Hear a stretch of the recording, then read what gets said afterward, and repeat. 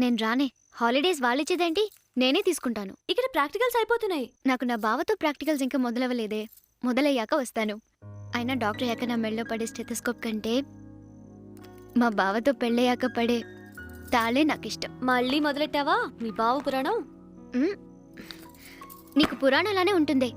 నా బావలాంటి బావ నీకుంటే అప్పుడు తెలుస్తుంది. మీ బావకు ఒకసారి ఫోన్ ఇవ్వవే. ఇక్కడ బెంగళూరు బాయ్స్ లో లేని గొప్ప మీ బావలో ఏముందో చూస్తాను. నేనివ్వను బాబు, నువ్వు అసలే కంత్రి దాన్వి. నోరు మూసుకొని ఇవ్వవే. బావా, నా ఫ్రెండ్తో ఒకసారి మాట్లాడు. హలో, సాంబశివనాయుడు. తెలుసు, మీ పేరు సాంబశివనాయుడు. మిమ్మల్ని అందరూ సాంబా అని పిలుస్తారు. మీరు పొద్దున్నే 5ంటికి లేస్తారు, 6 గంటలకు ఎక్సర్సైజులు, 6:30కి స్నానం చేసి 7 గంటలకి 20 నుంచి 25 ఇడ్లీలు, పావు కేజీ నెయ్యి ఫట్మనిపిస్తారు. అన్ని తినండి అసలు. అబద్ధాలు ఆడకండి. వీటితో పాటు రోజు సాయంత్రం కాలేజ్ నుంచి రాగానే అటుకుల పాయసం మహా ఇష్టంగా తింటారు. అవునా? అవును, ఇప్పుడు అదే తింటున్నాను. ఇంత శ్రద్ధగా మీ ప్రొఫెసర్స్ చెప్పిన పాఠాలు గుర్తుంచుకుంటే పైకి వస్తారు. చూడండి, ఆడపిల్లకి అందం కంటే అనుకో ముఖ్యం. మగాడితో ఇలా మాట్లాడకూడదు. చూడు, ఇంకోసారి ఇది ఫోన్ చేస్తే నాకు ఇవ్వకు. అలాగే బావా, ప్లీజ్. ఓకే. ఏవే, ఎలా ఉంది ఫినిషింగ్ టచ్? మీ బావ వాయిస్ చాలా బాగుందే. మీ పెళ్లికి ఒక్కరోజు ముందేనా మీ బావని ఎంగిల్ చేస్తాను. చిచి, సిగ్గులేందానా. పెట్టే ఫోన్. నందిని చాలా లక్కీయే. అందరికి మొగుళ్ళు దొరుకుతారు, కానీ దానికి మగాడు దొరికాడు. ఓ పని చేయవే, నందిని నొప్పించి దాని బావని నువ్వే చేసుకో. అది ఒప్పుకుంటే ఖచ్చితంగా అతన్ని చేసుకుంటాను. ఏరా, ఏదో ఇంటర్వ్యూకి వెళ్ళా ఉన్నారు, ఏమైంది? 2 రోజుల్లో లెటర్ వస్తుంది మామయ్య. ఏం ఇంటర్వ్యూలో లేండి, వాడికి ఇంటర్వ్యూకి వెళ్ళాం కన్నా ఇంటి పట్టు ఉండడమే కలిసి వచ్చింది. అవును, నీ పోలికే వచ్చింది నాకు. ఆహా, నీ పోలికి నీ కొడుకు రాకుండా చూసుకో యాదవా అని. నందు, ఆ గదిలోకి ఎందుకే? బామ్మ దగ్గర పడుకోవడానికి. బామ్మ దగ్గర బావ పడుకున్నాడుగా. ఏం బావకేనా బామ్మ? నాకు కాదా? నేను అక్కడే పడుకుంటాను. బావగారు, డాక్టర్ చదవాల్సిన నా డాక్టరు బావా బావా అంటూ మీ కొడుకు చుట్టూ తిరుగుతుంది. నాకు చాలా టెన్షన్గా ఉంది. టెన్షన్ ఎందుకయ్యా? ఇద్దరు చిలక గురింకల్లా తిరుగుతుంటే. మగ పిల్లాడి తండ్రి మీకు అలాగే ఉంటుంది. ఆడపిల్ల తండ్రిని నాకు హార్ట్ అటాక్ వచ్చేలా ఉంది. కంగారు పడకు, నీ కూతురే ఈ ఇంటి కోడలవుతుంది. ఆ మాట నా తెగిపోయి. ముసల్దాన్న, వయసులో ఉన్న వాళ్ళని ఒంటరిగా వదిలేస్తే ఏదో కింద మీద పడతారని జ్ఞానం కూడా లేదు. లేచి ఏ బాత్రూమ్ కైనా వెళ్ళొచ్చుగా. వెళ్తాలేవే. అదేంటి బామ్మా, తిట్టుకుంటున్నావు కదా మనసులో? లేదే. నీ వయసు నుంచే నేను ఈ వయసుకు వచ్చానే. నాకు కథలు చెప్పకు.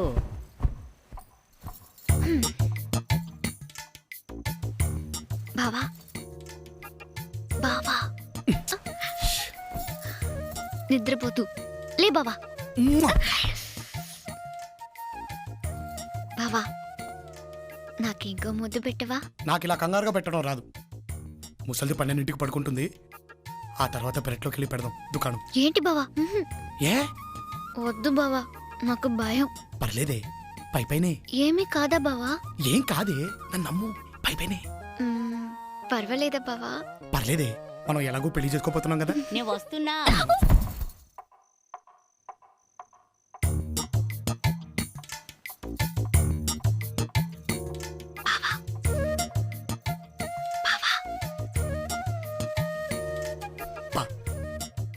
పర్వాలేదుగా.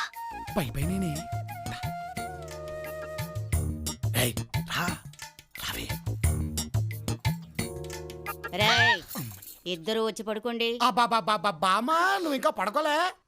నాకేం తెలదే, నేను వెళ్తుంటే వెనకాల వచ్చేస్తుంది ఇది. నాటకాలు ఆడకుండా వచ్చి పడుకోండి.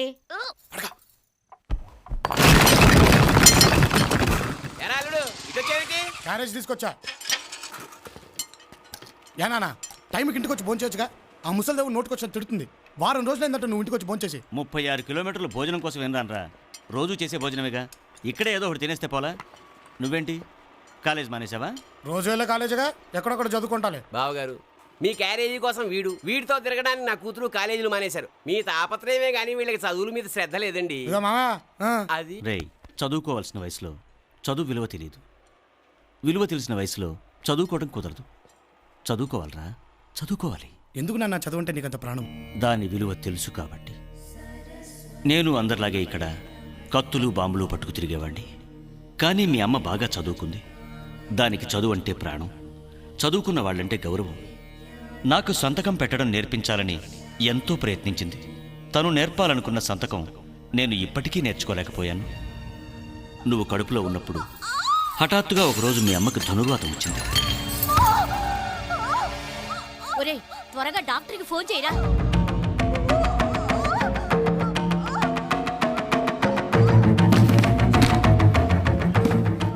రెండైదులకి ఫోన్ చేస్తే అంబులెన్స్ వస్తుందనే ప్రాథమిక విద్య కూడా అక్కడున్న మాలో ఎవ్వరికీ లేదు. చదువు రాని మేమందరం చూస్తూ ఉండిపోయాం.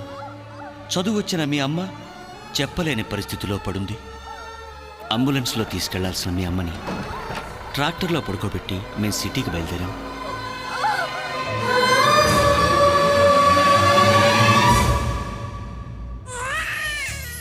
మీ అమ్మ చనిపోతూ మనిషికి చదువు ఎంత అవసరమో చెప్పింది. మీ వెనకున్నన్ని కత్తుల్లో ఒక్క కత్తైనా నాకు ప్రాణం పోయగలిగిందా? అదే ఒక కళ ఉండుంటే ఒక డబ్బున్నవాడు ఇంకో డబ్బున్నవాడిని తయారు చేయడు. కానీ ఒక చదువుకున్నవాడు 100 మంది చదివే వాళ్ళని తయారు చేస్తాడు.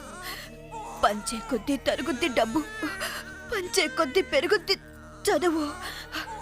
ఆ పూట ఆకలి తీర్చే అన్నదానం కంటే అన్ని పూటలా కడుపు నింపే విద్యాదానం గొప్పదండి. మన వాళ్ళందరినీ నరుక్కోవడం మానేసి చదువుకోమని చెప్పండి, చదివించండి. నా బలం, బలగం, డబ్బు ఏవీ మీ అమ్మను బ్రతికించలేకపోయాయి. విద్యని వ్యాపారంగా చేస్తూ కాలేజీలు పెట్టి కోట్లు సంపాదించేవాళ్ళు కూడా వాళ్ళ కాలేజీలో కూటికి లేనోడికి సీట్ ఇవ్వరు. ఆ కాలేజీలు, ఆ కోటీశ్వరులు చెయ్యలేని పని మన క్వారీ, మన కుటుంబం చెయ్యాలి. నేను ఇక్కడే ఉంటాను నాన్న, నీతోనే. నీకెందుకురా? నీ చదువు పాడవుతుంది. లేదు నాన్న, అమ్మ చెప్పినట్టు ఒక్కడు చదువుకుంటే ఊరంతా ఉపయోగపడతాడు. కానీ ఊరందరిని చదివిస్తే దేశం మొత్తం ఉపయోగపడతాడు నాన్న.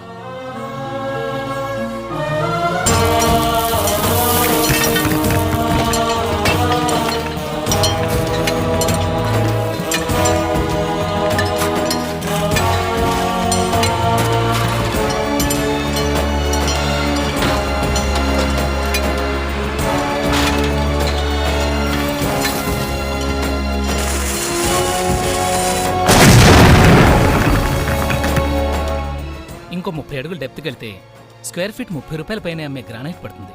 దీంతో మీ కళ నెరవేరుతుంది సార్. చాలా సంతోషం అయ్యా.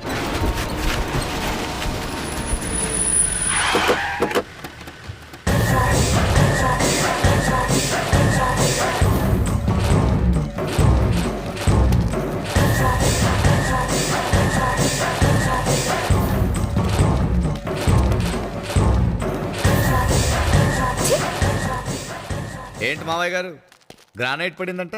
అవునయ్యా, ఇప్పుడే ఇంజనీర్ గారు చెప్పారు. ఇంజనీర్ గారు ఇప్పుడు చెప్పారేమో కానీ నా తమ్ముడు ఎప్పుడో చెప్పాడు ఈ బంజర్లో గ్రానైట్ పడుతుందని. అప్పుడు నేను చెప్పాను, పర్వాలేదురా మావయ్యగా, ఇచ్చిన సీనా తోట తిరిగి తీసుకొని క్వారీని కట్నంగా ఇస్తారని. కదరా తమ్ముడు? అవునన్నా. ఇది డబ్బు కోసం తవ్విన క్వారీ కాదు, వీళ్ల పిల్లల చదువుల కోసం తవ్విన క్వారీ. దయచేసి దీని జోలికి రావద్దు. చూడండి మావయ్య గారు, ఈ లేబర్ వాళ్ళ గురించి ఎక్కువ ఆలోచించకండి. వీళ్ళకి ఇంత దూరంలో అన్నం పెడితేనే మీకు ఈ పట్టు పంచ, ఇంత దూరంలో నీళ్లు పెడితేనే ఈ పట్టు కండువ. వీళ్ళకి కత్తులు బాంబులు ఇచ్చి వెనక్కి తిప్పుకోవాలి కానీ పాలకులు బలపాలు ఇచ్చి పక్కన కూర్చోబెట్టుకోకూడదు. అందరూ మీలా అనుకోబట్టే ఒకప్పుడు ఆంధ్రప్రదేశ్కి రాజధానిగా ఉన్న రాయలసీమ రాళ్లసీమగా మారింది. భారతదేశం గర్వించదగ్గ రాజకీయవేత్తలు పుట్టింది ఇక్కడ. భారతదేశం గర్వించదగ్గ ఎంతో మంది మేధావులు, కవులు, కళాకారులు పుట్టింది ఇక్కడే. కానీ వాళ్ళ గురించి ఎవరు మాట్లాడుకోవట్లేదు. పలానా రెడ్డి గారు బాంబులు బాగా విసురుతారట, పలానా నాయుడు గారు కత్తులు బాగా రూతారట అని ఫ్యాక్షనిస్టుల గురించి మాట్లాడుకుంటున్నారు. రాయలసీమ నుంచి పెళ్లి సంబంధం చేసుకోవాలంటే భయం, ఏదో బాంబులకు తాళిగడుతున్నట్టు. మారాలి, ఈ పద్ధతి మారాలి. మా క్వారీ ఆదాయంతో ఈ కూలీల పిల్లలందరూ బాగా చదువుకొని దేశ నలుమూలల్లో డాక్టర్లుగా, ఇంజనీర్లుగా అత్యున్నత స్థాయిలో ఉండాలి. ఫ్యాక్షనిస్టుల గురించి మాట్లాడుకునే మన ప్రాంతంలో ఇక నుంచి హ్యూమనిస్టుల గురించి మాట్లాడుకోవాలి. మీరొక్కరే ఈ పద్ధతిని మార్చేస్తారా? ఎంత పెద్ద ఉద్యమైనా ఒక్కడుగుతోనే మొదలవుతుంది, ఎంత పెద్ద పెను తుఫాన్ అయినా ఒక్క చినుకుతోనే ప్రారంభమవుతుంది. ఈ రోజు మేము ఒక్కడమే, కానీ కొన్నేళ్ల తర్వాత ఈ క్వారీ మీద చదువుకునే మేధావులు ఎందరో. బావా, మా ఆస్తిని అడుగు, రాసిస్తాం. మా ఆశయాన్ని అడుగు, ఇవ్వలేము. వెళ్ళండి. వయసులో చిన్నవాడువైన వాస్తవాలు మాట్లాడావు. వెళ్ళి వస్తాం. రేయ్, ఆడపిల్లనిచ్చిన వాళ్ళం కొంచెం శాంతంగా చెప్పాల్సిందిరా. చాలా శాంతంగా చెప్పాను నాన్న. ఇంతకంటే శాంతంగా చెప్పడం నాకు తెలియదు. ఏయ్, మీ అయ్యకి అల్లుడి కంటే అలగాజనం ఎక్కువైపోయారా? వెళ్ళు, నాకిచ్చిన సీనా తోట తిరిగి తీసుకుని ఆ క్వారీని రాసేమను. మీరు నన్ను చంపిన ఇష్టమే కానీ నేను మాత్రం అడగను.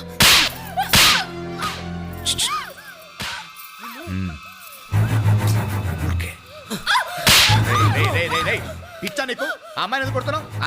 నీ క్వాలిటీగా ముఖ్యం, అమ్మాయి ముఖ్యం కదగా. అయితే తనతో కాపురం చేయడం మానే. నేను చేస్తా. తమ్ముడు తప్పు అలా మాట్లాడకూడదు. నేను చేస్తా. తప్పని చెప్పాడికి. నేను చేస్తా.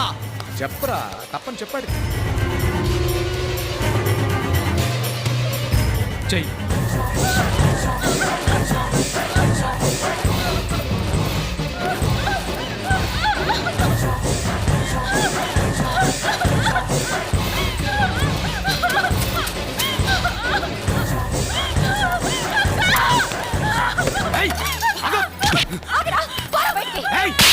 చంపేస్తా.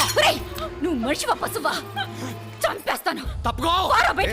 తమ్ముడు తమ్ముడు తప్పు తప్పు తప్పు. నువ్వు వెళ్ళు నువ్వు వెళ్ళు నువ్వు వెళ్ళు. చంపేస్తా నేను. తప్పురా ఎళ్ళు. చంపేస్తా నేను. ఎళ్ళమంటుంటే ఏంటండి ఇది? ఇది ఇల్లు అడివా? తప్పని అలా బుజ్జకిస్తారేంటి? ఏం చేస్తాం? తప్పు చేశాడని తమ్ముడిని చంపేస్తావేంటి? నువ్వు ఓవర్ యాక్షన్ చేయకే.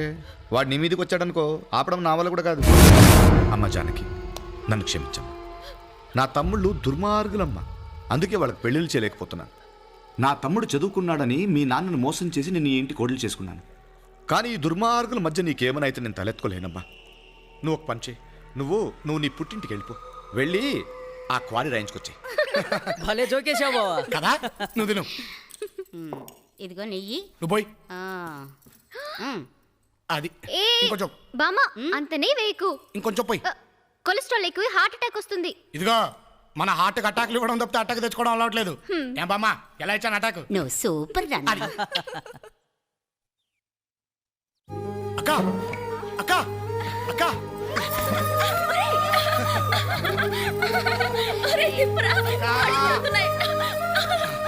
ఏంటక్క ఇంత సడన్ గా? ఒక ఫోన్ చేస్తే నేను వచ్చి తీసుకొచ్చాను కదా. ఊరికేరా, మిమ్మల్ని అందరినీ చూడాలనిపించింది. అమ్మ జానకి రామ్మ కాడు కొడుకుని వచ్చి భోజనం నో, చేద్దాం. అక్కిలాంటి చెత్త తినడానికి వీల్లేదు. తనకి ఇష్టమైన అరటిపూలు తీసుకొస్తాను, అవి వండి పెట్టు. అక్క 10 minutes నేను వచ్చి తినిపిస్తాను. పేలడు నువ్వు రారా. ఇవన్నీ కంచి నుంచి రామనాథం పంపినవే. ఈ రంగులన్నీ నీకు బాగుంటాయి. నువ్వు వెళ్ళేటప్పుడు అన్నీ తీసుకెళ్ళు. ఆ చీరలోనే కడుంది, దాని ముఖంలో లేదు. ఏమైందో కనుక్కోరా. ఏమ్మా? పెళ్లి కాకముందున్న కళ పెళ్ళయ్యాక ఎలా ఉంటుంది? బామ్మ అలాగే అంటుంది, మీరేం పట్టించుకోవద్దు. బామా బామాయ్, ఆ, ఇదిగో ఈ పూలకి మంచి మసాలా దట్టించి కూరండు. అద్దరిపోవాలి. అక్క కడుపు నిండా నేనే భోజనం పెట్టాలి. సరే. ఏ వాళ్ళింట్లో మాత్రం కడుపు నిండా తినదా ఏంటి? మా అత్తగారింట్లో తినే అన్నంలో ఉప్పు కారాలుంటాయి గాని ప్రేమలుండవు నాన్న. తిన, తిను. ఇదిగో, ఇంకొంచెం కొంచెం కొంచెం. రేయ్ చాలరా, అలా కుక్కేకు. ఏ చిన్నప్పుడు నాకు ఎలా కుక్కేది గుర్తొచ్చిందా? గుర్తెచ్చుకో. తిను తిను. రే రే రే రే రే. చాలన్నాడు కదా, వదిలే. ఏం నాన్న, మాకు అమ్ముంటే ఇలాగే పెట్టేది కదా. అమ్మ లేకపోయినా వాడికి అక్కవి నువ్వు ఉన్నావుగా. అమ్మ లేదని గుర్తు చేసుకోకండమ్మా, సరేనా? సరే.